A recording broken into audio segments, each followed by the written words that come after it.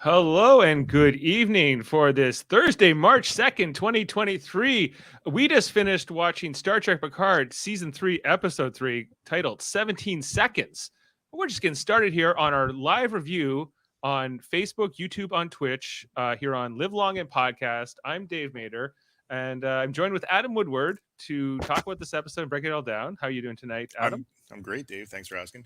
I can't believe we're already in week 3 of this. Chapter 3, yes, as we're on to. Yeah, it's moving pretty well, and it's lots going on in this episode. I don't know what the headline would be directly coming out of this. I guess Directed by Jonathan Frakes. Directed by Jonathan Frakes, and featuring heavily Jonathan Frakes, a de-aged Jonathan Frakes. And just so you all know out there, we are going to spoil the hell out of this episode. So if you have not watched this episode, you probably don't want to watch this podcast or listen to this podcast, but we're assuming you have watched this episode and are ready to hear all our thoughts. So we're going to get into it. We're expecting Davin Skellhorn to come along. He said he'd be a bit late. He'll jump into the fray here and we'll break it down. We know he liked the episode. He was raving at it as early as 8 a.m. this morning, I think. So, but your first take, Adam, what was your sort of like takeaway from the end of it? From the end of it, well, they're looking pretty dire position on the Titan tonight as they're plummeting towards that singularity, I think. But man, Dave, there was just so much in this episode. There was a lot. I think they're going to make it though. Don't worry. I don't think they're going to die. Yeah. You think? This is a very Wrath of Khan-ish episode to me. The battle scenes, like in the nebula, everything about that was pretty. Very reminiscent of Wrath of Khan, but sometimes I think they're like, what did people like about the old Trek? What was like? I feel like they had like a one of those mood boards or memory boards up on the wall, like you see when you're brainstorming. And they're like, people liked Wrath of Khan, people liked the Borg stuff, and people kind of liked the All Good Things and First Contact, and you just see like these like their greatest hits, I guess, kind of riffed on here and there. I'm not unhappy with that formula because it's got me going, I mean, tonight there was only a couple things that put me off, and we'll talk about those. But in general, a great episode, and I like these little cliffhangers. Like, they're doing this very well in the I think the end of last season and the beginning of the season so far.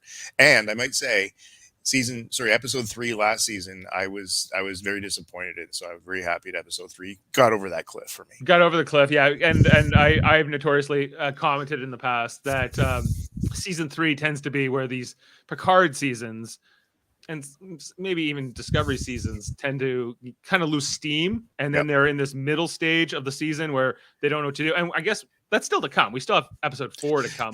True. But you know what? I mean, they're doing the little spin-off conversations and the flashbacks, but they're not making it an episode, which is good. I mean, they're still following the overall story. There's a bigger story here, but each episode does have a sort of like theme to it, or like a point to it, I feel like.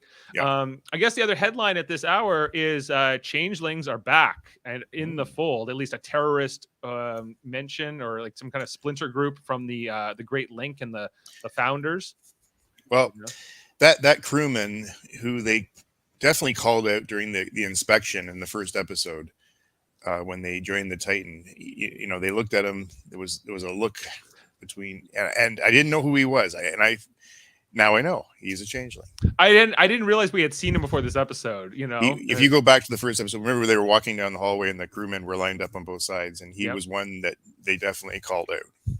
Okay, yeah, and I thought, okay, I didn't hate that. I like that Worf mentions Odo, not by name, but we can infer it's Odo.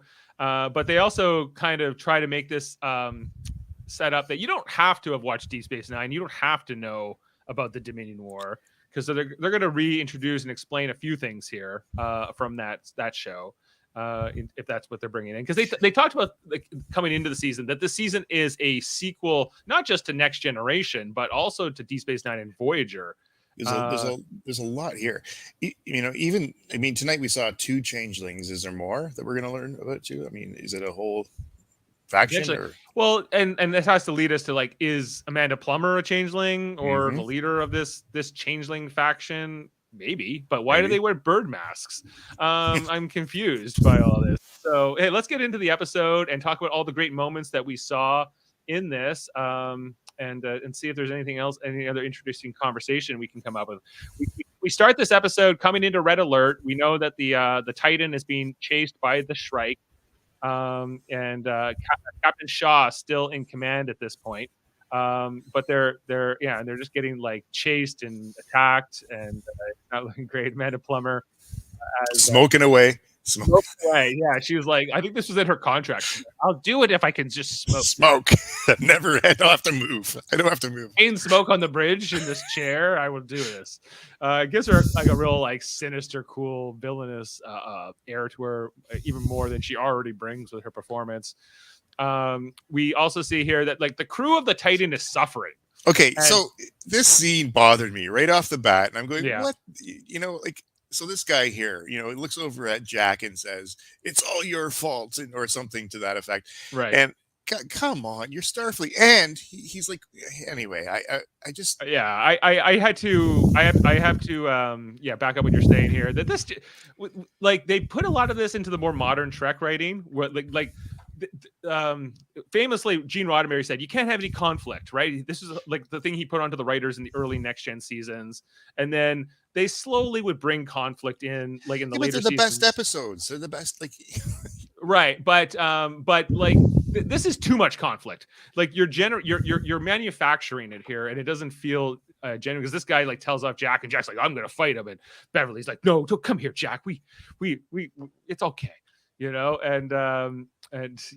a few, like, I just, when with Starfleet officers, I get that they're a diverse group, and some of them are jerks and some of them aren't, but it's just it comes across incredibly, like, I don't know, juvenile. I think it's like they've gone through too much peace or something since the Dominion War, or something's happened, where they just, maybe all they are is explorers at this point in time, and they've got a whole generation of these crew members who haven't gone through anything. Maybe that's a little bit of an analogy to today as well, with some of the younger generations coming up. We see here like Captain Shaw is trying to deal with it. We've got some wide shots here. Riker and Picard are really just kind of trying to advise him at this point. 7 of 9, Annika Hansen, his first officer, is confined to quarters. She's not in the picture, but we'll come back to her in this episode. And so Shaw just orders LaForge to go deeper into this nebula. Let's we don't have warp drive. We can't fight them, so we're just gonna hide. And this will ultimately, Riker will end up taking command of the ship later here, and he will ultimately keep this the same strategy that Shaw was trying, like run and hide, try to get away, try to make a break for it.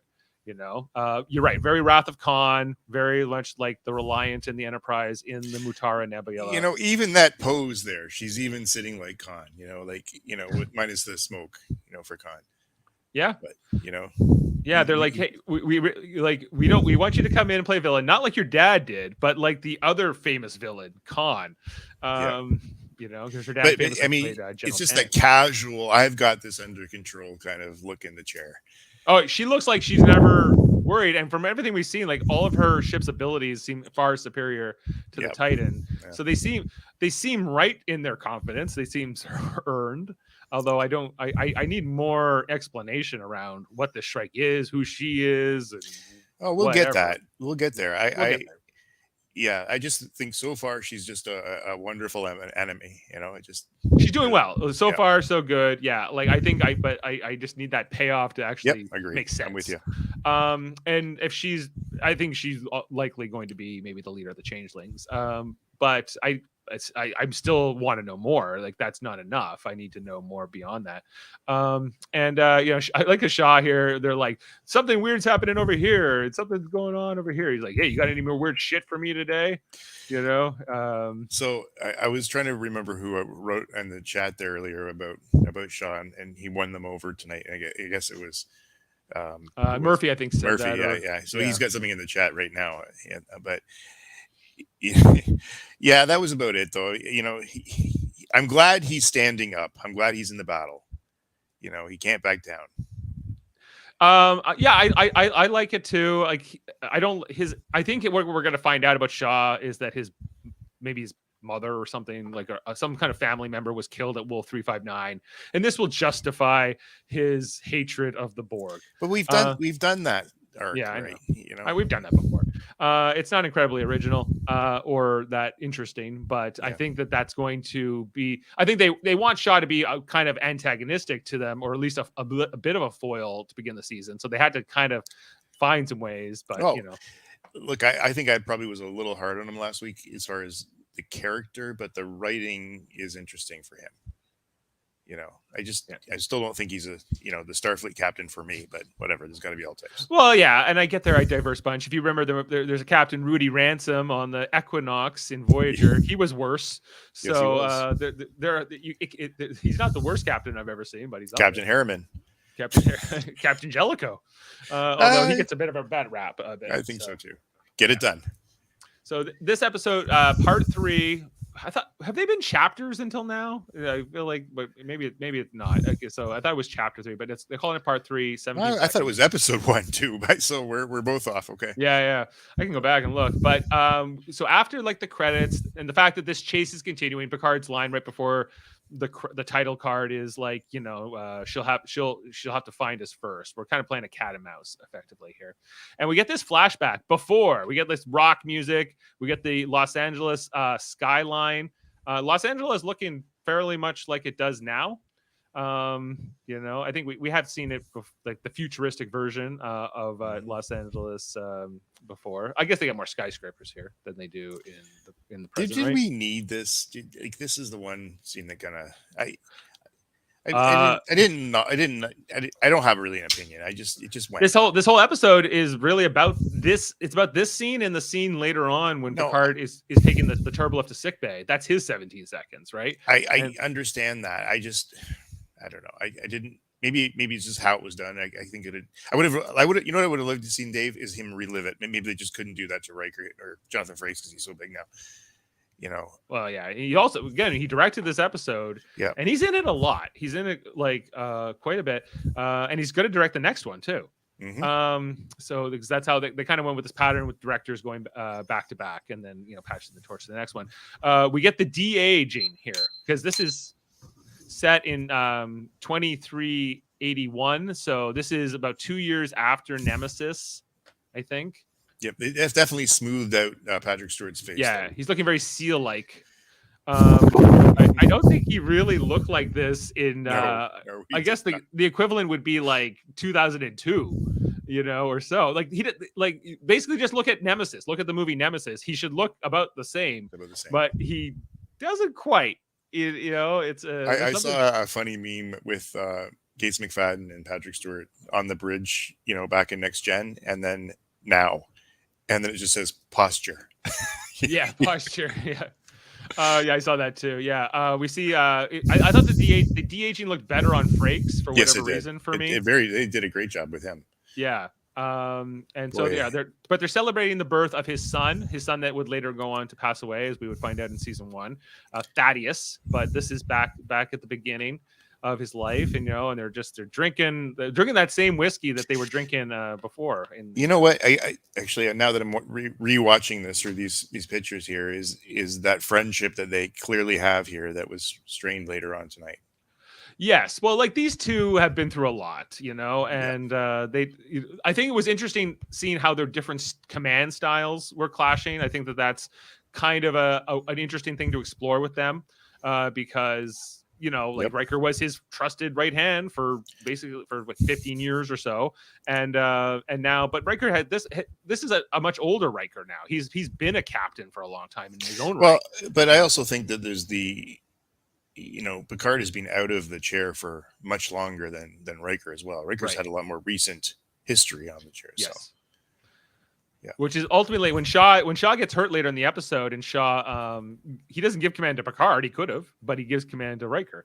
So he trusts Riker to be more like him, I think, than Picard. I think he sees Picard as more of a maverick, which is interesting because that's not the reputation I would think that these two would have respectively, but they seem to. The Picard is more of the rogue.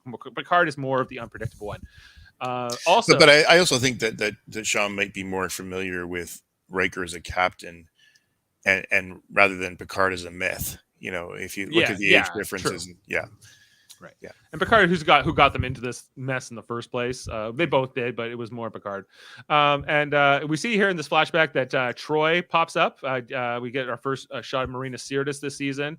Arguing about, you got your whiskey and cigars, do you? And you notice how they did this. She was very much set back because they're actually de-aging her as well. Remember? Right. But they don't have to put her in highs of resolution because she's not physically there. Oh shit. Oh, enjoying whiskey and cigars, are we? Well, I haven't brushed my hair in 72 hours, and your son just vomited all over engineering. Projectile vomit, 4 feet in the air. They should study him for science. I'm sorry, Zodi. I'll be right there. Bring the whiskey. Yes. That was good. It's cute. Every husband knows that. Yeah. You're like, you're in trouble now, Riker. See you later. Look at the face. Look at the face. But Riker also tells this story about how there was a complication with the Thaddeus's delivery, and that he had heard this tone from the doctor, and he was like, what the hell's going to happen? And he was like, it was 17 seconds it took me to get to the sick bay, longest 17 seconds of my life, which is the name of the episode. And Riker also says to Picard here, like, you should look at starting a family, being a dad, and all these things. And Picard kind of just shrugs it off, but little did he know he was a dad, or around this time roughly becoming one. And he has kind of a pensive moment here as we flash back to the present day, and we're back on the Titan. And look, that scene, love it. Like this, I wish they would go do something with Wrath of Khan and make that Nebula scene so awesome as this. Well, yeah, and I think there was more to come in terms of like how this Nebula, this cat and mouse game, is playing out. This Titan is the hero ship, at least so far. I was expecting to see like the Enterprise F this season or something, and I think we still will. But I think that at least to start the season, it's all about the Titan. Big hero here. We got Shaw. He's getting tired. He's having a rough. I love how he's like, we have no external sensors. We can't figure it out. He's like, put somebody to look out the back window. I was like, that won me over with Shaw. I'm like, that was good. I mean, that was fine because finally, he is adapting. He okay. Again, like I was very, very hard last week on this guy, but now I see the leadership. He's come out and he's put up against the wall and he's doing something. He's got a style. Here we see that the changeling. There he is. That's that we'll come to know. Yeah, the guy that you had noticed in episode 1. We'll come to know he's the changeling, but he's seen here as one of the 2 lookouts, along with this other science ensign, who's in the mix here. And they're keeping a lookout here. Yeah, this is where he's like, dude, can you throw any more weird shit at me today? And then he relieves, he sends LaForge's kid and the Bajoran ops officer. He's like, you've been going for 36 hours. Time for a break. I'm like, I'd say so. Good. Again, more leadership. It's good. Like, watch out for your people. It's good. Get some rest. And we come here to the scene over here with 709. I love the little Voyager model she has in her quarters, giving something to that her days on Voyager, do mean a lot to her. I can't quite figure out what it was she was working on here in her hand. It's some kind of, I don't know what it is. If anybody knows, please let me know. And what does she got on her fingertips there, Dave? I didn't see. It's her Borg prosthetic. Borg, yeah. She always has that. Yeah. And so she's in her quarters, and then LaForge comes to see her, to cheer her up. She's like, "What do you want?" She's like, "Well," she tells this story about how, it's not easy, and she basically was trying to say to Seven, she was like saying, I got my position, or sorry, I didn't want people thinking I got my position simply because my dad is Geordi LaForge, and she's likening her, Seven's escalation through the ranks and whatnot, I thought, to her, and these expectations you have just because of who you are, what you were with other people. Here's one of my first complaints about this particular speech that LaForge gives here. Mm-hmm.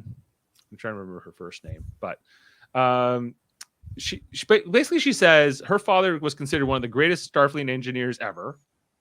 That's fine. Maybe. Yep. And they were fine with her following him into Starfleet, but the second she said she wanted to be a pilot instead of an engineer, everyone got all weird on her. You know, I was like, what?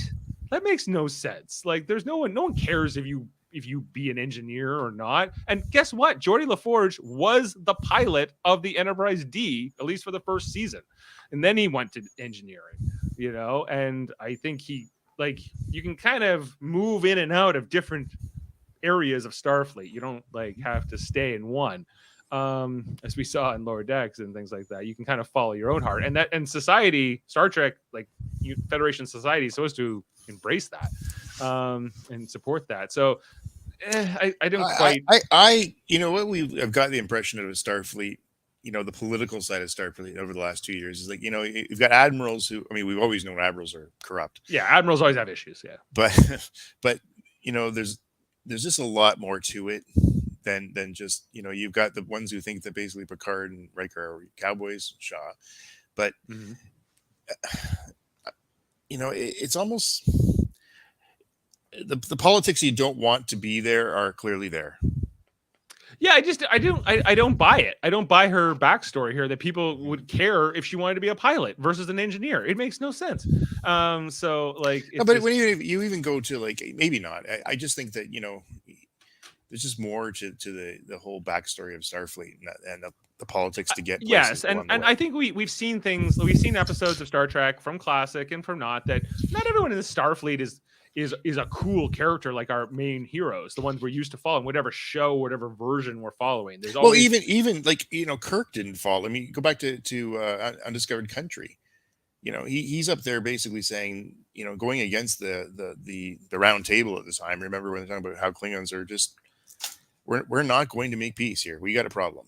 Yeah, and even within Starfleet Command, there's often a lot of different opinions. We saw Picard quit in season 1 in his flashback. He quit. He resigned, hoping that they would say, "Oh no, don't resign, Picard." And then they just whatever, resign. Who cares? Whatever. You know, That's when you think never think you're that important, never. Right. So. Yeah. Exactly. We come over here to sick bay. And Dr. Crusher is helping to treat the wounded here. She talks tonight. We can finally hear her voice. She has a few lines, yes, finally, outside of that initial distress call she sent. This Trill doctor, who's the chief medical officer of the Titan, is giving her all this hell and again more unnecessary conflict. This is another. This was silly. You think if you're a doctor, you need hands. Yeah. Whatever. I mean, what's the worst Beverly Crusher can do? Yeah, but she treats her like a dinosaur who doesn't know about what's ever been invented in the last 20 years or something. And I'm just you're being dumb. And again, unnecessary conflict. Give me proper conflict that, you know, this is not one I need. It just seems like they want to give reasons for Jack to want to fight people constantly, you know, to defend his mother, that he's intensely defensive of his mother, and maybe that Dr. Crusher is a better doctor.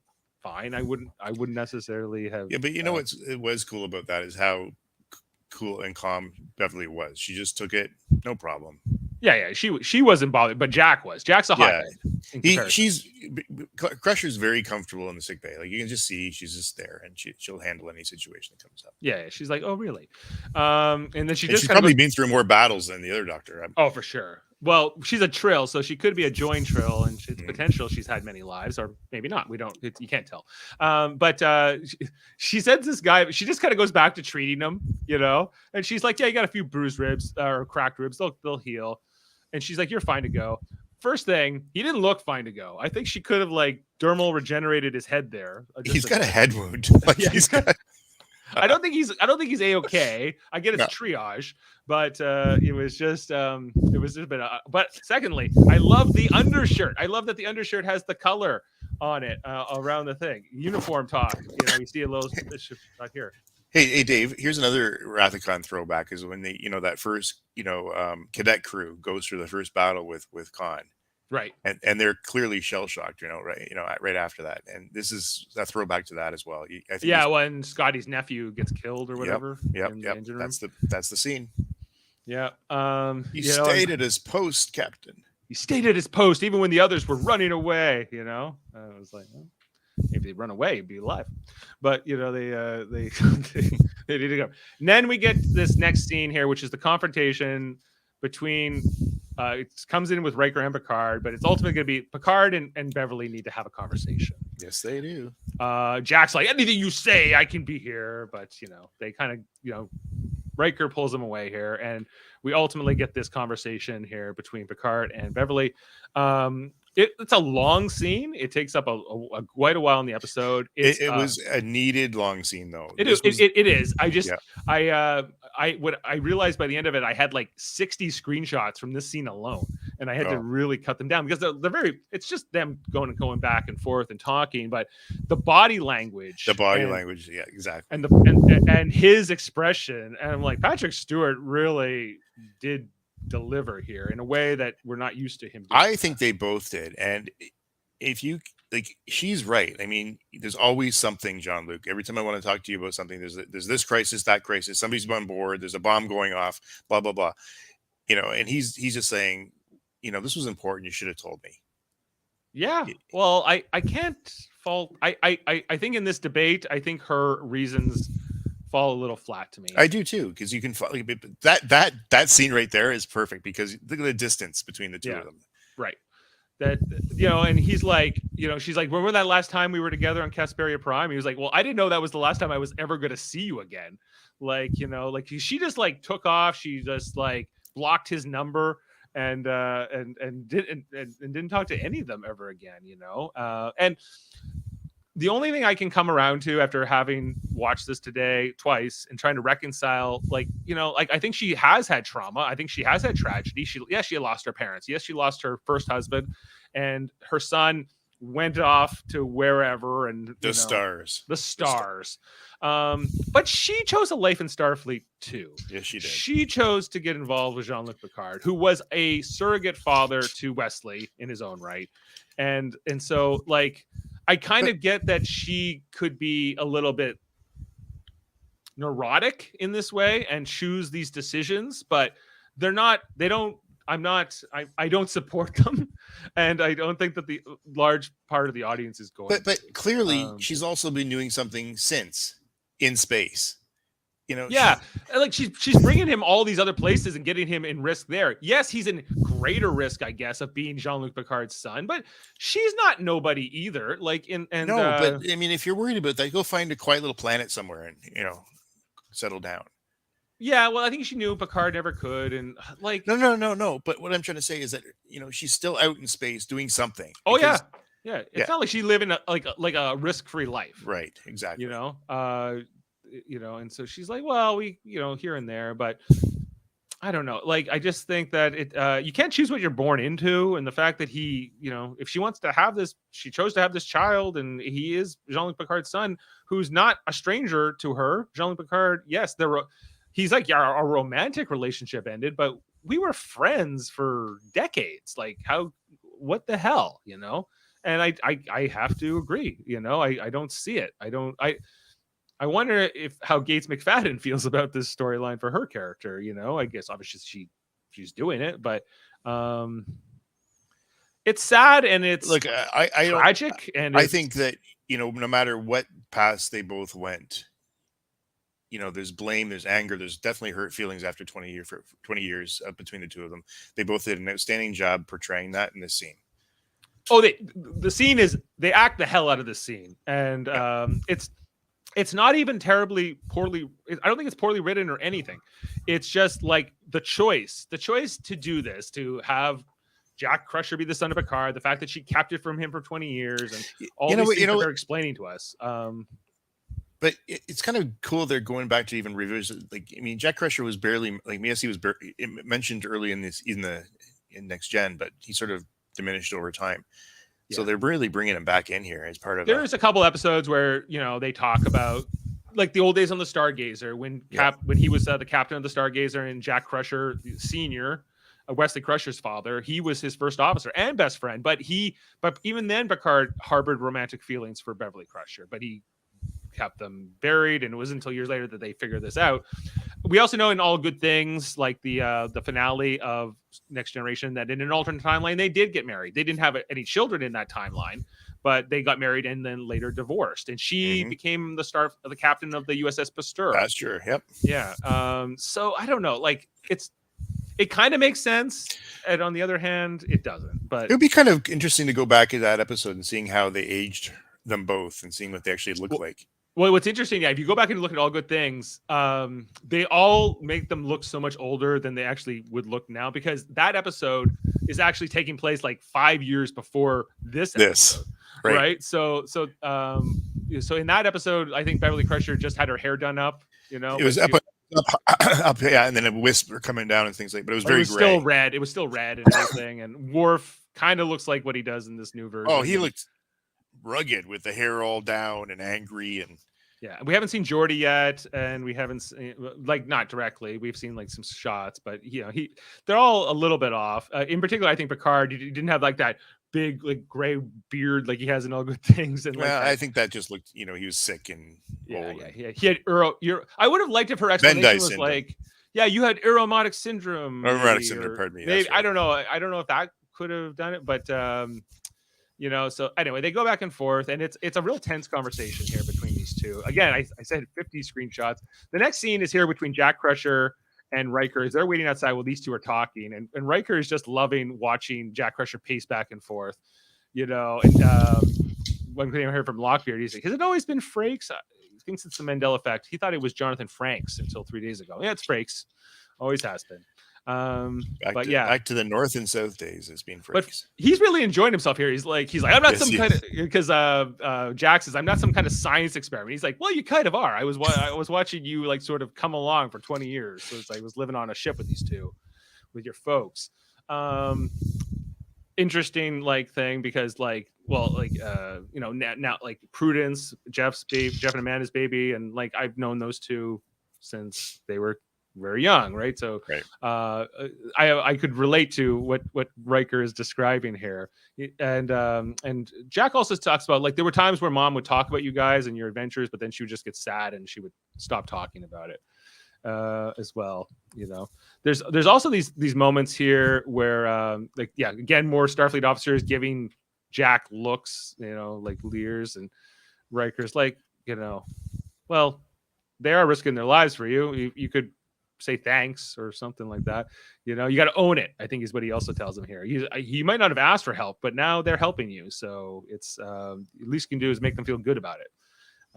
And I thought that was good advice and well delivered in terms of how he presents it here. And just kind of going back and forth here. We got more of the shot, and then there's this further scene here where Picard and Beverly they've kind of moved past their arguing about the decisions and whatever. Now they're talking about, why is this ship after us? Who is this Vatic? Who's trying to get Jack? And Beverly says, I don't even think they're after him specifically. But if they're not after Jack Crusher, then what and why? And what's this is quite the mystery so far, with not many clues yet. Just talking about the fact that we were ambushed by Fenris Rangers, she says, then by kind of what Jack told us in the previous episode, then by Klingons, then by Starfleet. So that's why she said trust no one. This kind of says to me, after having seen the episode, that changelings are probably who tried to get them all 3 times. He talks about Vatic. He's like, I don't ever heard of this Vatic. And I think, does Beverly also say, I think it has to do with you, Jean-Luc. I think it's always said. It's always his fault. Maybe they knew he would come running. I don't know. Maybe. But she actually called him. Just forget, let's not forget that. Yeah, she called him. That's great. Right. And yeah. That's a very Gates McFadden look right there as the young Beverly Crusher right there. Just yeah. That's arms crossed, he's like, what's going on with this accent? Why does Jack have an English accent? And she's like, yeah, he went to school for a couple years in London when he was a kid. Never lost the accent. Okay. And she says maybe it's in his DNA. I don't know. So whatever. Anyway, this look here he gives Jack as he's coming down the hallway, and then he's kind of moving on. Come on, Riker. Riker's like, we need to talk about this. This is big. You gotta work this out with Beverly and everything. And Picard doesn't want to hear it. He says it's irreparable. It doesn't really matter. All it matters is getting it's Captain Picard Day all over again. Yeah, it's Captain Picard Day, and like I would like Riker's ability to talk to Picard, I think, is unmatched by almost the other Next Generation characters. Yeah, but there's also the strength of Riker is his ability to relate to people and make them feel easy, and that was always a cool thing about Riker. And Picard never had that. He's always the staunch, Yes, captain. Riker's got more of a heart. And charisma. Like it's a different kind of charisma. Pardon me, it's a different kind of charisma. Right. They are different. They're very different types, and they complement each other usually. Well, that's what a good team does that. Until the end here, where they're not working so well together. But like they're coming down. They kind of go in and out. Yeah, but Riker's role here, they're using him well. They're using him well in all this. Again, this is the woman looking out the window. There she blows. There she blows. Oh, hey! I like how she stumbles over her words. She's like, "Oh, they're here. They're coming." Probably the first time she's ever called the bridge. A bridge. Visual. And so they're going out of here. The Titan is right where it should be. We're told here by this Birdman in the thing. And yeah, so they take their shots here. They're blowing up. They're damaging the Titan greatly. The Titan is taking a hell of a beating. Sure is. Cow, man. People are flying everywhere. You guys.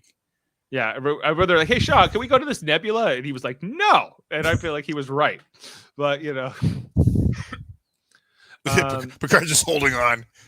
Yeah, he's just holding on. Yeah, and Shaw is hurt badly here, but not enough to knock him unconscious. But he's bloody. He's beaten. He's like, "You, Riker, you got us into this. You're gonna get us out of this." And but did you see when he stood up? Yeah, he's got the broken the broken leg is popping out of his the bone is coming out. It looks like, and Riker's just like, "What? That looks bad." And this is way he goes through the process. He's like, transfer the command codes to Riker, get us out of here, get us home, and then so Riker's I'd like to know more about that science officer too. She's the bald Vulcan science officer. Yeah. She's interesting. She comes in and out here. I like how they used the science station. They don't do this enough in Star Trek anymore. But they didn't have a name. It was science. Tell me this. Fine. I don't care. She doesn't have to have a name, but she's. I want them to use the science role sometimes more for these kinds of situations, and I like how he gets Picard right on the job. He's like, "Hey, Picard, can you Jean-Luc? Can you get a torpedo and whatever?" He's like, "Yep, torpedo away. See ya." And they immediately hit it with the concussive force. These two are so in sync. He barely had to explain to him what to Picard what he wanted to do, and Picard's like, "Yep, boom, done." And so initially Riker's in command, Picard is supporting him. Good shot, and he says, "Hey, what do you think?" He's like, "I think it's about time you called me number one." So you're like, "Oh, okay, so maybe they're gonna have a bit of a role reversal here, and they kind of do, but it ends up going pretty sour for them by the end of this. But initially it's going well. They're back together. They're in command. They're on this ship and they're going. Now we head over to Mentalis Prime to catch up with what's going on with Raffi. Raffi wakes up in her bed. We see more of this news just to remind us that 117 people died in that recruitment place bombing. And we hear like some classical music in like the background. I thought it initially was Klingon opera, but I don't think it was. It wasn't. It was definitely human. Yeah. And but again, great open. This is a good scene. Again, this. I like this too. Like he's doing his moves here. I love this new sword that he has this season. It's just like a mech left but longer. Really cool. He's doing it in front of the La Serena engine room here, and kind of doing his thing. And Raffi doesn't know what the hell's going on. Although I love that gun she's got. No, the gun is great looking. But cool she, but automatically goes to defense. I gotta figure out what's going on. Yeah, I gotta get this guy. Oh, but she didn't even know he rescued her, did she? No, she didn't. She doesn't really remember, right? Like she's paranoid and whatever, and she comes up on him. And I think he takes his dagger out of his boot and he just throws it, his Detang. And then he immediately disarms her, takes the gun from her. And, and he's like, "Hey, it's me, Worf, son of Moog, of House Martok, Bane of the Duras, and everything else. Would you like some tea?" House of the Sergei. House of Roshenko. Roshenko, thank you. Yeah, son of Sergei of House Rashenko. Would you like some camel? Do you take sugar with your tea? Yeah.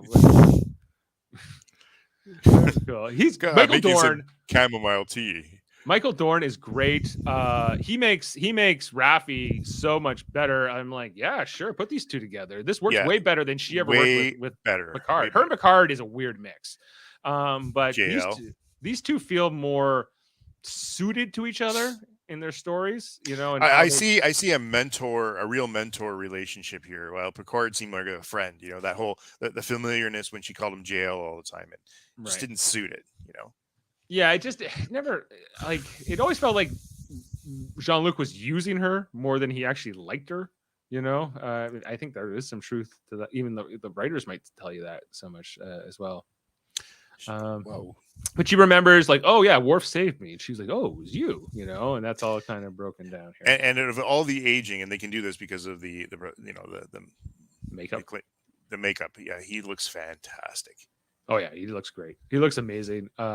He also says here that he's not actually Starfleet. He's a subcontractor for Starfleet. I just do work on the side for them. Yeah, I don't know. I don't get that. I don't understand that exactly. Well, I guess he holds no rank. He's just doing work. He's just a mercenary. Yeah. Like I know that some people work for the government in this way, like the U.S. government, in a non-official way. They're subcontractors, but yeah, like I think there's more to Worf. I was hoping Worf was still going to be in Starfleet, but I might not get my wish. He might be on another path. You know, all these guys can be recalled. You know, so yeah, the often unknown recall clause that's right that Kirk used on Bones. In the original one. Yeah. So they're talking about, you know, there's a lot of exposition, like, oh, you were my contact. And why did you do this? And, you know, he kind of gives her hell. He's like, you nearly got yourself killed. You blew your own cover. Like their dialogue is good, but you see Jody's comment on there. He likes Raffi and Worf, and he's almost not hating Worf. Almost not hating. Yeah. Oh, well, hey, that's progress. That's, you know, he's also plugging Shaw for Admiral. Oh, okay. Jody, don't agree with that one. Yeah, but they say, oh, we're gonna find this guy Titus Ricka, human. He's the guy who actually paid the Ferengi to lie about the Romulan thing that was set up in the last episode. So we're gonna go. He's like, we're gonna go find him, and then we're going to find out what they're doing, and then we're gonna stop them. And she's just like, oh, okay. Cool. Well, she's finally got some direction. Like, you know, I always feel like, well, always. It was only been 2 episodes, but I always feel like she's lost. Like, I don't know what to do. Somebody tell me what to do, and now he's actually doing it. So yeah, she didn't, you know. And she's like, and you're like, okay, yeah, like I like when characters have purpose, yes. You know, and so like they have a purpose, they have a quest. We come back here to the Titan, and it's Riker and Picard kind of debating how they should approach this cat and mouse game with the Shrike.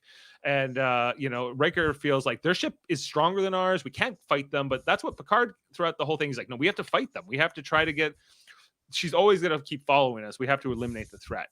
And they both seem wrong. They both seem like there's a third option here that maybe they're both not exploring. That's how it kind of feels to me. But they're kind of hung up on that. So that's set up. Nobody's giving them that option. It's just those two. So right. Well, maybe if 7 of 9 was on the bridge, you know, she could come into the mix here, but she's not involved. More medical treatments here in sickbay. We see here Jack Crusher helping a young science ensign. You know, not just with the medical treatment, but also with the trauma of it. You see, he has some heart to him as well, and an ability to connect with others. What do you think of this, Adam? Oh, the good. You know what? Again, it shows that it comes back to that whole scene in the last episode where they were talking about how they're delivering medical equipment to that plague planet. But again, I think that, you know, he's learned something from his mother. He spent a lot of time with her. The empathy is clearly there. You got to treat people not just in their the wounds, the physical wounds, but certainly the mind as well. Because again, these people it's very clear this is their first real battle encounter. Yeah. Most of them haven't seen this kind of action. It seems like, right? Yeah. And they're reacting in some other ways. Here we see Shaw is really hurting on the bio bed as the two doctors, Crusher and the Trill doctor lady, try to treat him. He's they can't figure what's wrong with him, but Crusher knows. She just has to push the thing. She's like, he's bleeding internally.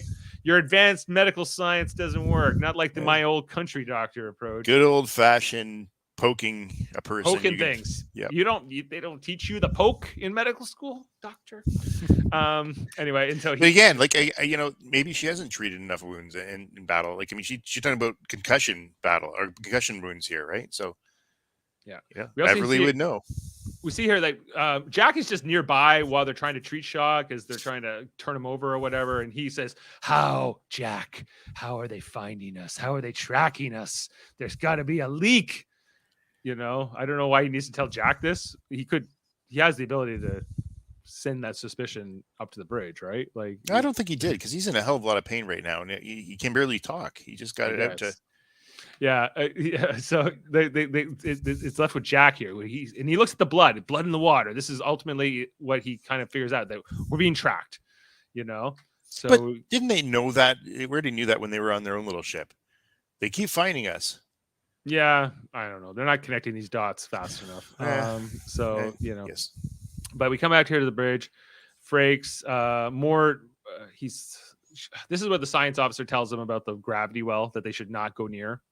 And that's ultimately where they're going to end the episode, is being sucked into this thing. Also, she talks about that this is not a true nebula. It might be some kind of another kind of an anomaly. Potentially, it could even be alive. Or something, or there could be more to this thing than we're seeing. Yep. So he's like, okay, well advised. So Jack tries to come up to the bridge to tell them, well, hey, Shaw told me, he thinks we're being tracked. And this guy's just like, no, we're at red alert. You can't. So when is that a rule? I didn't know you can't travel around the ship during red alert. I never heard this either. But Jack's just like, whatever, and he just walks away, And I'm just like, I thought he was going to sock him, but he didn't. Yeah, that's what he's been doing every other time. He needs to get by somebody. He's just punch them or headbutt them. That always seems to work out for him, And we go back to the bridge here. They're continuing their. They see the window here. They see like the little the stars, and there's a way out here, and they're going to be getting out. They're on their way out, but just then, see here that the Shrike will come up behind them. Also, I love here in this. You can even see the little hull breach. Yep. In the hull and stuff. There's some cool things here. The Shrike comes out of the clouds, and they're ready to deploy because they knew exactly where the Titan was going to be because they're being tracked. There's the saboteur. And what is ready to deploy, Dave? And there's some kind of weapon coming at us here. What is this? What's going on? Amanda Plummer is about to hit the unknown weapon, and we see here that it's this ability to kind of launch this thing that will then turn into a wormhole, basically. Isn't this the same kind of weapon that's been used on that at the recruiting center? Yeah, it looks like the same. It looks like the Doctor Strange little portal, like Marvel has. And LaForge is like, I can't even get out of the way. We're gonna fly right into it. There was no full stop apparently, they keep going through here, and they're like, oh no, and so they do this again. I think, yeah, they hit this again. And then they just the Titan tries to get away again, and they just do it to them again. And this time, right in front of the Shrike. They come back. Yeah, puts them right in front of the Shrike, and they're like, "Hello," right on their flank. And Riker's just pissed, and they're all just like, "This sucks." Well, yeah, this really sucks. Nothing is working. Nothing that we usually do is working. We got to get the hell out of here. We can't go. Exactly. Oh, there he is. Hello. A Worf fan. I wouldn't go that far. And a Riker fan. Jody Simpson says Riker is the standout of the season. Frakes has done some of the best acting in the last 3 episodes that we've seen. Career-wise, I think. Especially this episode. This episode, he does a really good job. Especially when he's talking to Jack. And he's directing it. Yep. Again, showing that skill. He's very skilled. Yep. Yep. Metalis Prime. All right, I didn't mean to jump in. Oh, hey, welcome aboard. Metalis Prime, we get this scene here where Raffi is going to track that human guy who we're going to find out is a changeling later on in the episode. At this point, it's Raffi and Worf. I like some of their dialogue where he's like, that hood is very conspicuous. She's like, the guy who's in full warrior gear. This isn't warrior gear. This is casual Tuesday. Casual. Yeah. Whatever it is. Yeah. These two work better together than in the past. I like her. So good stuff. Worf. Maybe it's just Worf brings it up. We see that they're target or whatever that they're trying to get here. Following him up, he's like, keep following. But really, he was just getting Raffi to chase him so that he could like hit him from the side here. He literally gives this guy a choke slam, like out of like World Wrestling Federation style. Like just picks him up and slams him into the table. Again, if he's a changeling, this shouldn't have worked. I don't think he wanted to give that up at this point, though. Maybe not. Yeah. So he allows himself to get captured here. You know, they just kind of pick him up off the ground and bring him out here. He goes out. Beheadings are on Wednesdays or whatever. Because she says is that what you wear for casual Tuesday beheadings? They pull him away here, and then we come back to the Titan. More, you know, running around. It's red alert, guys. Gotta get away from the Shrike. Shrike is just peppering them, hitting them over and over again, relentlessly as this pursuit goes on. And Picard, Will, we gotta fight. Riker's, no, we can't fight. We gotta run. There's no way out of this. And then here we got Jack Crusher shows up with. You guys want some tea? Good, nice house, good tea. Nice house, good tea. Jack shows up here to talk to 7 of 9 again, who still has a security guard. You know, I think in the grand scheme of things, her insubordination feels kind of inconsequential, but the captain's orders still stand, even though Riker could rescind those orders now that he's the captain. But I guess he doesn't want to do that. So I'm sure that's happening on next episode. Yeah. So, you know, talk to the hand, she says to this guy posted outside. I'm talking to Jack. Jack's like, yeah, I think we're being tracked and whatever. But I like the fact that she does that, and the security guard, who is basically supposed to be enforcing that she's not leaving, is like, okay, I respect that. Yeah, and he just kind of walks away. Yeah, he's like, until they'll try to leave in about 10 seconds, and then they'll be punching them in the face. Yeah, to get around them, right? Well, Jack does that. She doesn't. Jack just likes to punch people. He would have punched that Trill doctor. He could have. Just for that's the only one I think he should have punched. Throwing shade at his mother about her medical treatments or whatever. Even past that, she's just a rude bitch. Yeah. Well. Who the doctor is? Yeah, the Trill doctor. Yeah. I think yes, doctors had that arrogance since only a couple of them don't. Yeah. But So like, okay, so he recruits 7 of 9, who he doesn't know, right? Does he know her? He doesn't know her. However, he does know she's locked away, so he's got to be on her side. Yeah, I guess. So they come together and they're like, okay, we got a mission, Mr. Security Guard. And he's like, you can't go. Oh, yeah? Punch. Slam. Punch in the face. And then they just... Oh, sorry, Dave. You know what we missed during the conversation where Junior LaForge came to speak to Crash LaForge came to speak to her? Yeah. She called her, Commander 7 rather than... She called her Commander 7. I respect your preferred name. So it's all good, and they have to even just kick this guy's foot out of the door so that it will close. Yep. I'm sure no one will find him there. There's a battle going on there. I don't think they're going to know. No. Imagine like there's a battle going on and your job is to watch the first officer, make sure she doesn't leave her quarters. That's your whole role. Yeah, we've lost our captain. Yeah. We're probably gonna die, but we got to enforce disciplinary issues here. Chain of command. They come into engineering and there's this deuterium leak, as they thought. And I like these rebreather masks they threw on. This was a cool, that they were just there and that they would kind of like stay plugged on your face, so you could keep working.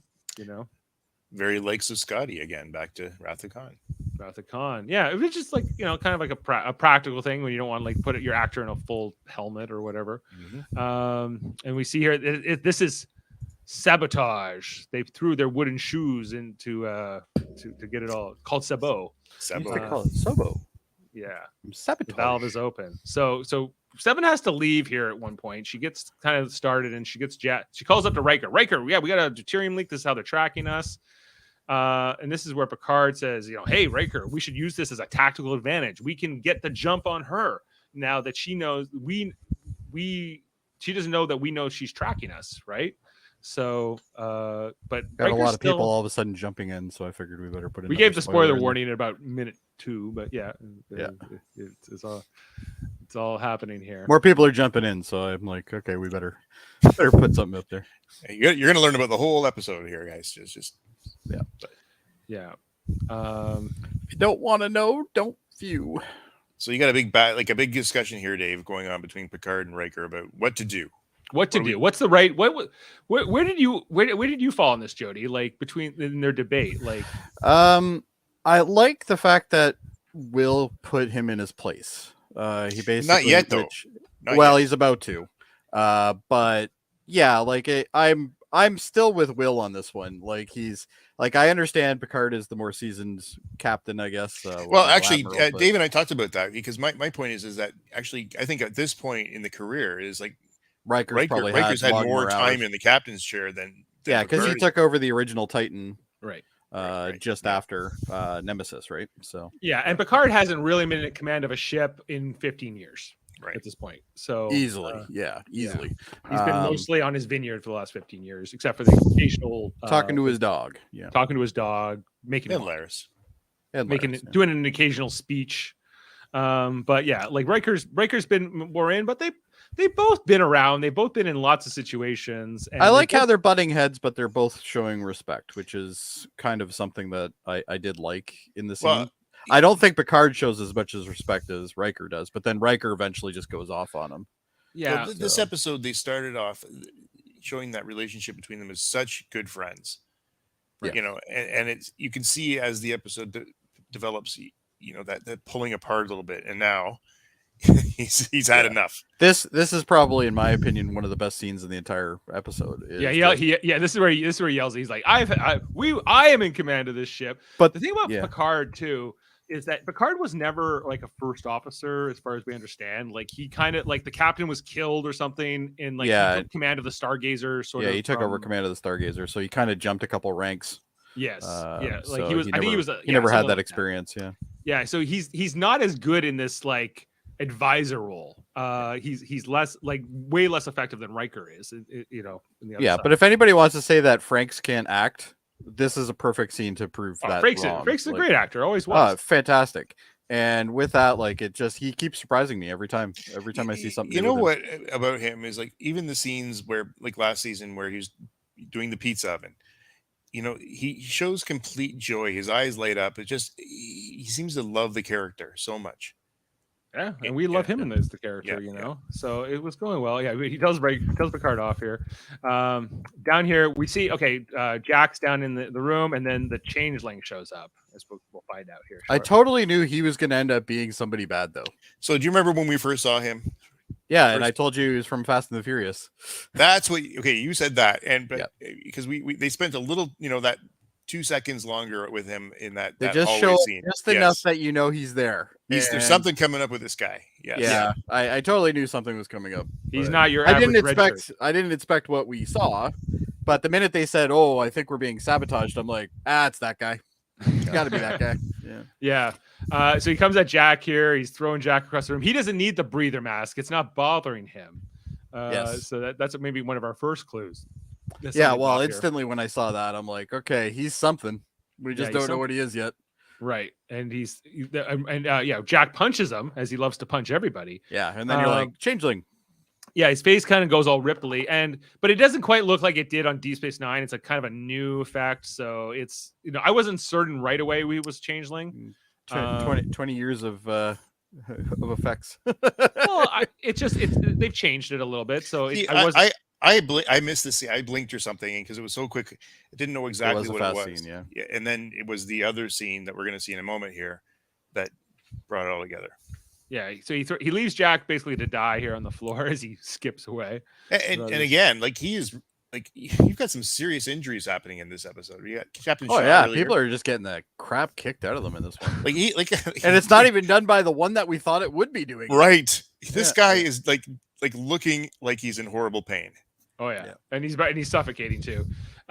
We come to our another changeling, but we don't know it's a changeling either. But like the hint had just been dropped with that punch. Yeah, so we're all at this point. We're like, okay, well, there's changelings now, which means this is going to link somehow to the Dominion and all that. It's like, okay. Well, I wasn't necessarily like seeing this coming that this guy was going to end up being a changeling. I didn't think. Yeah, I didn't see this one because like it just Raffi's like, oh, you're having withdrawal, huh?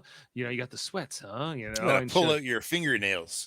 And they're playing. Yeah, we're gonna pull out your fingernails, this is playing like good cop, bad cop between the two of them. They Which are, is but weird, really, because both of them are Raffi's the bad technically cop? bad. Yeah, Raffi's but the they're bad both cop. technically the bad cop in this scene. They're Yeah, he's like, just "You can doing two keep your different styles of the fingernails." same thing. One's calm and the Yeah, other keep one's your irrational, right? fingernails. That's You right. may keep your fingernails, however, but if they actually took off his fingernails, they would prove he's a changeling right away. Because Yes, that should be the automatic thing you should do. Is just take off people's. We're just taking your fingernails. fingernails just for changeling. Here, I got a pair of pliers. Let's see if you're a changeling. Yeah, that would hurt quite. Well, actually, wouldn't hurt him too much anyway. And so, yeah, they're going. But he's like, I used to be like you two, like her, violent and dumb and impulsive, and then I realized we're all the same. Like he's all zen now. Yeah. Worf. And I have to say he's growing on me. oh yeah. So, This older, more this mature character is Worf growing that will on still me. slice you in half with a sword. Yeah, Given the that- chance. that No, but cool- the one thing I cool like is they user, don't show yeah. him as completely incompetent, which is Yeah. something that they constantly did. Especially In next gen, he always Gen. in next gen. His idea is always the worst idea. Like Oh, yeah. That was at the beginning few seasons. It wasn't. that big back then. even near the end, they No, were it still went telling on. him No. off. And like Lieutenant Shaxx on Lower Deck is such like a homage to Worf. How Shaxx is like, let's Yes. blow up the warp core, let's fire torpedoes. Yeah. Let's, Yeah. I would say he's more of a homage to the really early seasons with Worf, though. yeah, for sure. Yeah, but Uh, Worf gets smarter as next gen goes on. But Especially in Deep Space Nine, I think progressed. him DS9, he more. definitely does progress a little bit. But If you were any other man, I'd kill you where you stand. right. Stuff Well, like that. I'm not Yeah. saying he doesn't have good one-liners. He's got a lot of really good one-liners, but it's just the overall character. We I should just put think season written poorly. one Worf to season whatever the season is now of just how different he looks. That's what I'm going to do. I'm going to start a podcast called Worfing It Up.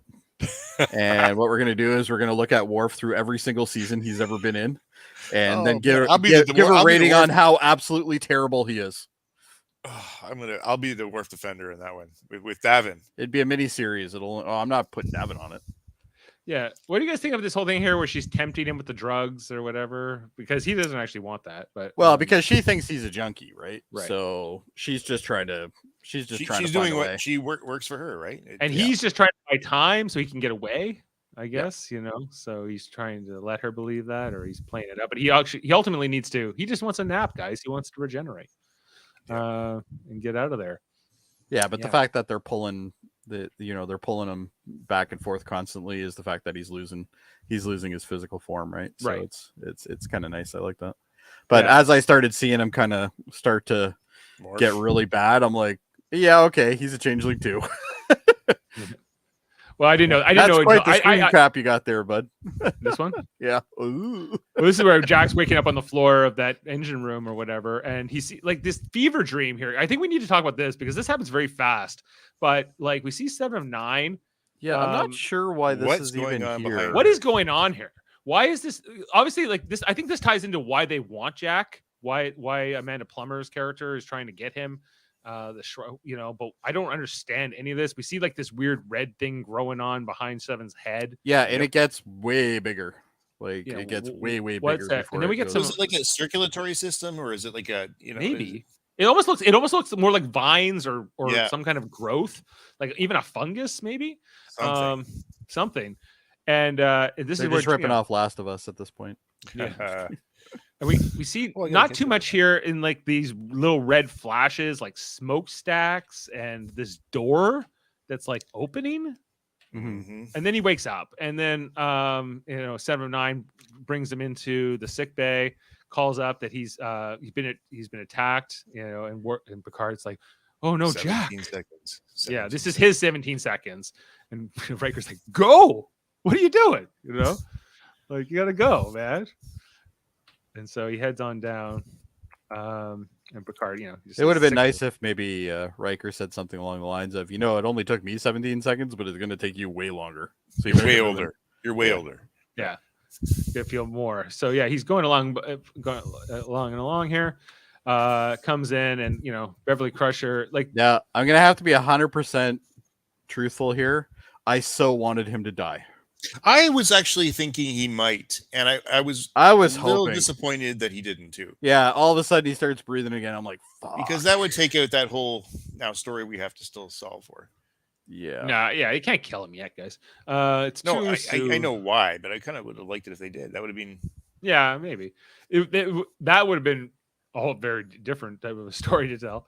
Yeah, I want and it more like Walking Dead, where you just like Yes, every that's so exactly often what somebody just dies that you're you're like not shocked in expecting, the and second you're like, why did he episode, die like, so early? they just introduced him and he's dead already. That's Yeah. it, crazy. yeah, they do wait. I think at least 17 seconds until they actually reveal he's going to come back, and he starts breathing here, and the It relief. seemed like so much longer. Oh wow, yeah. This is the slowest And look at him. scene in the Oh entire my show. I God, think. he's Oh my still awake. He's still alive. The He's guy- like, shit! Now I gotta pay alimony. I gotta pay child support. Shit. But there's a good moment here between Picard and Crusher where they're like they're united in their joy that he's okay. So I'm still not enjoying what they're doing with Beverly though. Like she's such a great actress, and it doesn't feel genuine. I don't know. Dave and I something would about that. disagree because that scene earlier with him and her and Picard back and forth about where the two are sitting in like the med bay thing. Yeah, actually, I will give you that. Yeah, that was a great scene. But Jody, we weren't here from the discussion of like her rationale about why she didn't tell Picard. Did you accept it or did you? No, it's garbage. Yeah. And if anything, that kind of hurts me a little bit because Crusher is one of my favorite characters from Next Gen. So to find out that this is the reason why just bothers me beyond. He's too high profile. He's too high profile of a target. So therefore, then why did you sleep with him? Like, well, why did you serve on a ship with him for all these years? Yeah, like those are the things that bothered me about that. Yeah, I almost feel like they're wrecking her character a bit by doing that stuff. It's going to be a hard one for, I think. Well, I'm hoping there's some more to it that we don't know yet, but I can't see how. I don't know what it would be, but yeah. Like I get, like he lives a dangerous life, but but for the last 15 years, has he had a dangerous life? No, not really. However, it's like, how much do you want your own son to become like him? And I think that's the point. And she did lose Wesley. Like he didn't die. He just not dead, and she knows he's not dead. Yeah, but okay, but what's the relationship, right? She's not with him. Well, there isn't a relationship. Probably like he doesn't come around too often to visit. He's not coming home for Thanksgiving, right? He doesn't send a Mother's Day card. He doesn't do anything. He's got other things. Like he's with Soji. Well, now he's with Soji. Yeah. Remember? I think that the whole thing, our job is to protect our sons, and while the fathers. But I could protect yours. I didn't know if I could protect your son. I was like, okay. Yeah. Well, the wording was a little weird on that. Yeah. Okay, so here we got Beverly's being wrecked since the ghost candle. Yes. See, that's the problem. That's a great episode. Don't you be? That's the problem right Sabrosa. there. Lockbeard has it 100%. I hate do that not episode. light that candle. God. Your family. In a way, I almost wanted Davin's theory to be correct, just so I could be like, "Wow, that was so terrible." So here we finally get the reveal that he is the changeling here, where we see his face start to go all weird. And, I love that. She's like, "That's not withdrawal. That's not a no shit." Rappy the doctor. Yeah. And I love how Worf's like, "How long have you been away from the Great Link?" And I was like, "Whoa, the Great Link!" Because I couldn't be certain he was a changeling until they told me, because it's the effect just. You don't know. You don't know for sure. Well, you don't know. Sure. He could be one of those pulley face things from Insurrection as well. Like, who knows? The pulley face guy. The pulley face guys. Even if he's a shapeshifter, there was also the one that Amon played in Star Trek 6. Right. Yeah, good old Amon. Yeah, that was a different kind of a shapeshifter. Anyway, so just remember, sometimes their testicles aren't where they are normally. Yeah. Sometimes they're on their knees. That was not his knee. Keeps their genitals in the same place. Go help him out, Bones. Go help him out. Yeah. Well, how long you been away from the Great Link? So, okay, changelings are involved, guys, in this season. All right, interesting. Yeah. We come back. Oh, so this is where Picard comes back from sickbay. He's like, "Will, we have to fight. We can't be afraid of like losing things. We have to be learning to come around here." It comes across as incredibly like condescending, but I think Riker does overreact to it a bit. In terms of how I don't know. I don't know if I agree with that statement, because Riker's in charge. He needs to shut up eventually. And all he keeps doing is going after what Riker's saying. And in a way, I think Riker is finally had enough. He's like, you know what? I get it. You were my You're boss out of at one line. point, He but tells him he's out of literally line. shut the fuck up. Like I'm trying to run a ship here, right? And he's been thrown into this situation as well. Like it's not like, he's only been captain for what 20 minutes at this point, maybe. Couple hours. Like, yeah. Right. But yeah, he tells him to sit down and. But I shut love up. the dialogue between the two of them, though. Yeah, you can go to hell. He's not happy. We don't really see Riker too many times ever get upset. No, with he's Picard. the cool cucumber, right? Yeah. So like to see him like this, you've gone over your boundaries, right? Which is basically what he's. Everyone gets kind of quiet on the bridge, and Picard just kind of quietly heads over to his chair. Yeah, and he's just like, okay, I guess I'll sit down then. I've been told by Daddy. This look here from Riker too that he gives Picard, just like this. Well, I think that's also him kind of processing what he's said as well. Like I almost get the impression that maybe he's kind of contemplating things a bit as well as he's kind of showing a little bit of discontent here. But there's a lot going on. There's a lot going on, but I'm wondering if this is really the first time he's actually gone up against Picard, like in this kind of. It might be, and maybe that's the reason why we have this reaction. Yeah. Other than that time he was assimilated and he ordered Mr. Worf to fire. But that wasn't face to face. That right. No. Right. And at that I guess point, the only time is when he had the power of Q. Yes, and he was getting a little cheeky, a little shitty. Yeah, but then Picard just told him off, and then he was like, "Yeah, you're right. I'm an idiot." Okay. Yeah. So, but here, just these two guys here, and like I guess it's also Picard not being able to accept that Riker is a captain in his own right and a leader in his own right. So he's his protege, right? Like that's basically the way he's always had his. I'm gonna kind of teach him and then give him his own ship, kind of thing. And then obviously Riker never took his own ship for the longest time, so. For much longer than he should have probably, but yeah. Anyway, so we see they're interrogating this changeling guy more. I do like this Raffi Worf thing though. I think these are the two that are perfect to be put together. So the changeling explains that these terrorists, they're like a rogue group, a splinter group from the founders that are mad about the Dominion War and want to take on the Solids, can't accept defeat. But so Raffi says, well, what do they want to do? They want to start a new war? And Worf goes, no. Then I'm like, then what? Is it just to inflict pain? Is that what their goal is? Suffering? Well, it could be a targeted attacks, right? Like it could be they just want to take out certain people. Maybe Worf is one of them.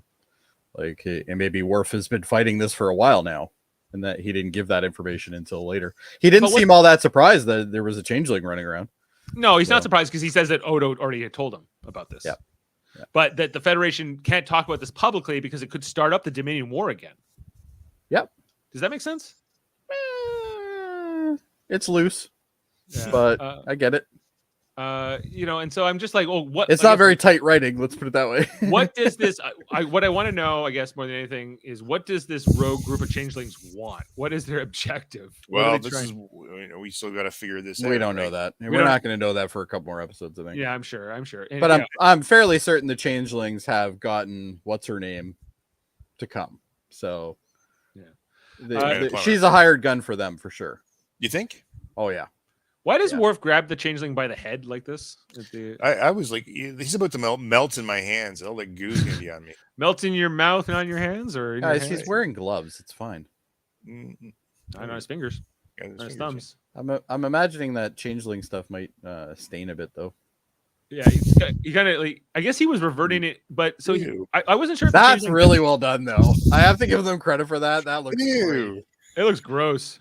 I know that's fantastic. It looks grosser than it ever did on DS9. Well, when you think about it, though, it's like in DS9 they always just turned it into Jello and kind of moved on. Like right? this, like kind of like this is kind of showing the fact that like all the organs that they were replicating are breaking down as well and stuff. I like that. That is really cool. So very good attention to detail on that. I guess I thought the changeling died when he turned into the liquid, but no. She's no, he dies after he gets shot. Don't let him get away. So Worf just gets out the phaser and just like melts him. Like, and what's interesting here is that the ashes that come off here are kind of what they had seen on the Elios in episode 1. So I guess those were also changelings. But they couldn't put that together because Riker didn't go over and grab some ashes and go, "This is weird. This is weird. I'm gonna taste it." No, but yeah, it's like changeling ashes to me. Good. Tasty. And this is where Jack then goes, it was a changeling that attacked me. I punched his face and it went all melty. And meanwhile, they've got another sabotage happening on the Titan. Right. We see that the changeling is still at work here, going after this plasma coolant system, throwing his little bomb on top, and leaving. I want to know what adhesive these things use, because have you ever noticed that like they all just stick really well? Yeah, they just like I guess in the future, like they've taken over 3M and they've figured out everything's how to, like, magnets. Magnet. But not everything is going to be able to stick to it with a magnet. So like they have to make something Who that knows? would Suction cups. Who knows? I know it's such a weird changeling thing to talk about, technology. But yeah, they leave the bomb here, and so yeah, Worf is talking. Worf is just giving the exposition about the Odo told me about it, and he, they can't admit to it, and what are they for? So we kind of covered this part of things. But he's I'm like, glad they didn't do some sort of like CGI flashback with Odo or something, because that would have been kind of Yeah, no, but I like. I'm glad they just. I like running out of time at this point in the episode too. But I did like here where Worf's like, we are now partners, and they did the handshake. I was like, okay, Space magic, the Force. Space magic. It's like a after school special. Yeah. I don't like this character. Go back. That one. Don't like her. I do. I want to know Which one more like about her? her. What's wrong with her? I think we're gonna find something bad with her as well. No, I don't think we're gonna find anything about her. I think she's gonna be the other changeling or something. No, she's not. Yep. Okay, what are I'm you calling it now. You're Okay. playing the role of Davin tonight. Now. No, if I was playing the role, I of think Davin, the I'd Bajoran's say, the other changeling. This is a 10 out of 10, and it's great because it has Worf. I think that weird That would've other been guy Davin. on the other side of the room, who I'm not sure what he's doing, but I think he could be the changeling too. This is McCarthyism we're going for here. Even and Riker's suspicious. He's like, "Are you changeling?" Riker he finds out hears about the changeling, and just then we see this bomb go off. It doesn't blow up like the whole ship or anything. It just disables the warp drive, basically, is what it's. Well, yeah, because obviously the engines can't cool at this point, right? Well, he's like, magic. Will, this is Space it. magic. We have 100% space magic. he's still pushing for his fight, even though Riker put him in his place minutes ago. Yeah, You know? I do like that. I think we're almost near that line that they end. say. We're almost near the end here. So Riker finally says, "Fine, we're gonna fight. Let's they follow in our trail. Let's hit them from behind." And we see that they do see the Shrike there, but and Picard is like, So, "This is our okay. chance. We have to go now." So just slow down a second here. So we got Picard advising. Riker takes his advice. Whoa, that's a great shot, Dave. Picard yells at him more. Yeah, and then- but no, he takes his advice. He does what he says, and now they're in shit. They're up to Shit's Creek rally, right? right, because they fire their torpedoes at the Shrike. What does the Shrike do? They just open a portal. This was a little scary. I would be. I love this. I Yeah. totally love this. I'm like, it brings me back my days of playing Portal on PC. And just It's like, like, and Picard, oh, man, and how this is quickly so much Picard fun. knows they're after. They're just like, oh no, And Well, then I it's like over. how you just see it kind of it starts to open and then it just fully opens and you're like, you're fucked now. Yeah, right. Torpedoes or four. And now you're torpedoes, getting hit by your own torpedoes. Talk That about sucks. shooting yourself in the ass. Yeah, with really, this that one, really you is know? exactly what happened. Right. It seems like it hits their shields. I don't know how bad it was. Pretty bad, this damage. It seems like. Well, no, because there was fires on one of the nacelles, so Oh, it yeah. definitely got through. Right. It's all going bad here. The system is going down, and the ship. And- Yeah, you can see the fire there at the end part too. You see the fire, but you also can see Riker and Picard just going, "Oh crap, we have no options. We are screwed." But that's what I liked about that line, though. That's They're coming up falling in into the 2 gravity seconds. well, Yeah. sinking fast, and Riker, just the shock here, realizing that they can't do anything, that they're just going to be falling down here, and Riker, the way Frakes acts this final moment here, just like, Fantastic. he's just like, what am I going to say? I Yeah, listened to he's, you. he's already grinding his teeth. Yeah. The only thing about that is you still have junior officers on the deck, and you've killed us. And now he's basically saying, we're all dead. We're all dead. Get off the bridge. Yeah. Well, if you're all dead, maybe you should say you love each other. All right. But it's move on. But What is this, Disney? I don't know. Well, they don't even try to like think about escape pods or anything here. They Nothing. just- What are they going to escape into? If they shoot off the escape pods, they're still going into the gravity well. well, the And if Shrike, anything, they're going in quicker. well, they have shuttles, don't they? Yeah, they can't get out of the gravity well with those. It's a So gravity nothing- well. So are they dead, Jody? Well, no. How are they getting out of this? I don't think they're going to die. No, I think something else is going to happen. Maybe all of a sudden they'll get them warp engines back up line. I think. Who's the engineer on this ship? Not LaForge. She's a pilot. But I think it's that weird looking one who on the left side of the room. Anyway, that's the end of the episode. As they go down, they're sinking to the bottom. And I didn't know he was directing this episode, so I was like, the minute I saw that, I'm like, Jane he does such a good job. Cindy Apple wrote this, who have written many previous Picard episodes. Yep. Between the two of them, yeah, and that's our screenshots and our breakdown of the episode. Do we have any kind of fun facts to speak of, or David? I went to look. There's nothing much with this one. Yeah. Obviously, unless you want to wait a week. Obviously, there were a lot of references here to the Dominion and Deep Space Nine and Voyager, and we kind of called those out already. And just the Wrath of Khan throwing it back. There was a lot of that there too. Yeah. So I think we can jump over. Let's rate this episode. Figure out like how much did we really like it, and bring that in here. So 17 seconds.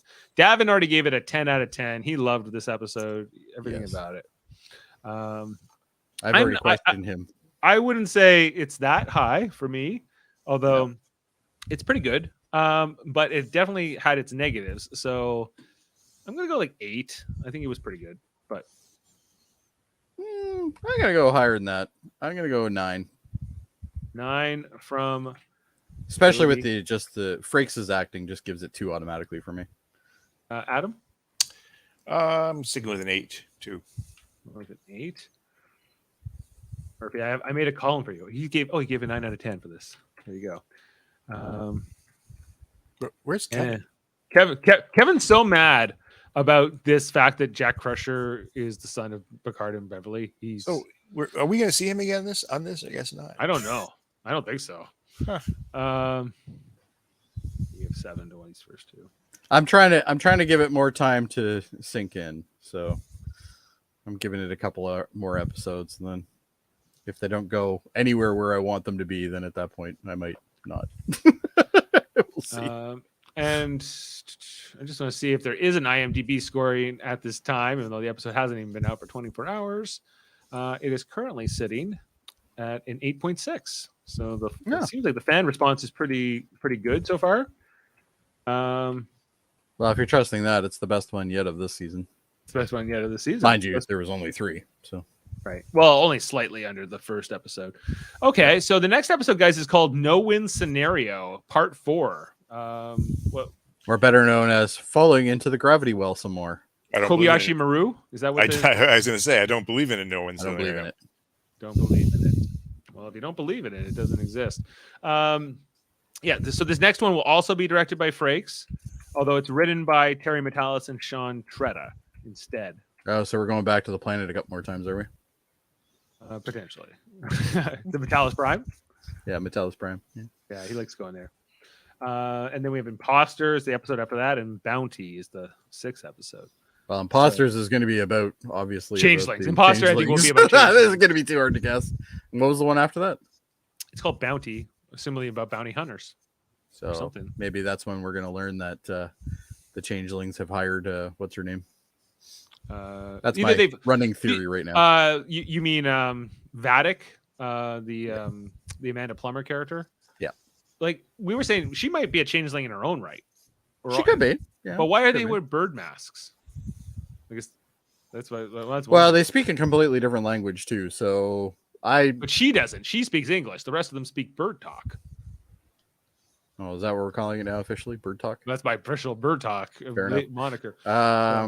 Yeah, I don't know. I still don't know what they're going to be doing with Amanda Plummer. I want to see more of her though. No, she's good. She's been good, and she wasn't in this a ton, but so she served this story well in how they wanted to use her here. So that was great. So she plays the psycho role so well, like even it's almost like it's natural. Well, you remember her in Pulp Fiction. She love you, Honey Bunny. Yeah, she made quite a splash, as I recall, in that. So so maybe we'll see more of her. Last one of you. Last motherfucking one of you. Yeah. Come on, Ringo. He's cool. Anyway, so we'll be back in a week to talk about the next episode of Star Trek Picard, the no-win scenario. I was hoping she was going to actually play like a Klingon descendant of her dad from General Chang's like granddaughter. Yeah, General Chang's great. I am glad they did not do that. I would have liked that more than fucking Beverly's son being Picard's son. Yeah, well, it is, but it's done now. Yeah. So it's we're in it. We're in it now. We're in it now. Okay, so check out all the great stuff we have here on Live Long and Podcast, where we're putting out all kinds of different Star Trek podcasts all the time. Like Monday nights, we're talking about Star Trek Enterprise. We've been going through episode by episode, well over a year now. We're into season 3. We're going to be talking about the episode North Star this next Monday, which Davin says is no good. We should do 2 episodes this Monday to get over the hump of the. It's not that it's a absolutely train wreck of an episode. It's a very mediocre episode. It's like I'd be surprised if anybody rates it over a 5. Yeah, well, Davin already gave it a 4. So actually, that's pretty good for Davin. So, yeah, because Davin is either a 9 or 10, or it's a 1 or 2. Yeah, he goes in extremes. I will say. Yeah, everything's one way or the other. Yeah. Yeah, so really we also have Glory of the Empire. For the Glory of the Empire. Also on Tuesday, we're going to be talking about Star Trek Deep Space Nine. We just covered In the Pale Moonlight, and we're going to be doing My Way next. Yeah, with Vic Fontaine, his introduction into the show. Another change story Dave? with your chamomile tea. I think that chamomile tea is starting to come up. Yeah. And then of course Picard. And well, guys, the other news today was Star Trek Discovery will have its final season 5, which won't even come out for another year, Adam. I know. I was counting for like a June or May, but we got Strange New Worlds anyway. But yeah, I knew it wasn't going to go 7. I already said that. I said that ages ago. I'm like, it will not go 7. Yeah. So, mind you, I thought it was only going to go 3. So I can't say I'm shocked, but we've been covering Star Trek Discovery since the beginning, pretty much. And Michael Chan and I and Adam and others have been part of that podcast. So we'll be back to talk about more. The best thing about Discovery is Michael Chan was in it. He was in it. For me, that is the best part. Listen, I disagree. There's been some great episodes. I'm not going to say seasons, but episodes along the way. There has been good episodes. And actually, I like a lot of season 3. Yeah, just even using Cronenberg. I mean, I thought that was cool. Yeah. It's cool. Like there's a lot of I rag on it a lot, but I agree with you, Adam. I think season 1 was really hard on a lot of people, and they just dropped out. They never really recovered from that. Like from and I cannot fault them from introducing like Captain Pike and Una and all that. And actually, again, there's another thing that came out of it that was good. I think Discovery had like the same position that Next Gen was in '87, trying to be the next era of this franchise, even harder for Next Gen because they were trying to follow Kirk in the original, and I just don't think it worked as well in that first season. I think they probably got the numbers in for Strange New Worlds and realized that's the show they should have made. Right. And they said, well, you know what? Why are we running 2 when we can run 1 and do better? Right. Yeah. So, well, like Strange New Worlds is as close to perfection as you can get. Like it's just fantastic. They did such a great solid job new of Star Trek show. And a lot of the other stuff Star Trek has done in the recent years, like Lower Decks, like Prodigy, has been good stuff. I think that's one of the reasons why Strange New Worlds works so well is it brings me back to the TNG era when it comes to the cast and how they kind of go together. Yeah, but the difference is it was right off the bat. Yes, like they were in first episode, fantastic. Yeah, like it's like going. Everything was great about that. Yeah, there's some pretty. Good night. You look fab. I was on the wrong soundboard. That was definitely the wrong soundboard. I was in my Big Brother soundboard. It's the Gorn. I don't like her though. But I love her. Anyway, that's another conversation. All kinds of great stuff. Check out our other Star Trek. This podcasts, is a sampling of what you're going to hear including in the near future. We're going to be recording our Star Trek Lower Decks comic book series audio version of where they have it's basically a holodeck episode with the Lower Decks crew. So we're going to be doing that in the near future. Adam Woodward to play. I'm gonna have to get a copy of this comic because I don't have it. Yeah, I have them as well. I'm gonna have to buy one. Yeah, I got the 3. It was hard to get the last issue, but I finally got it. So, but if anybody wants to read it, we also have the script ready to go. So if you guys want to check out the script, throw that over to me. It exists. So, You can kind of see what's going on. It's super funny. It's a really fun. I didn't know until last week that I was It- gonna be it- on Monday. Monday. I think I told you. Monday. Jody, you're in this Monday. Come on. I noticed Mike. on Saturday or Sunday. Yeah. Yeah, I didn't know.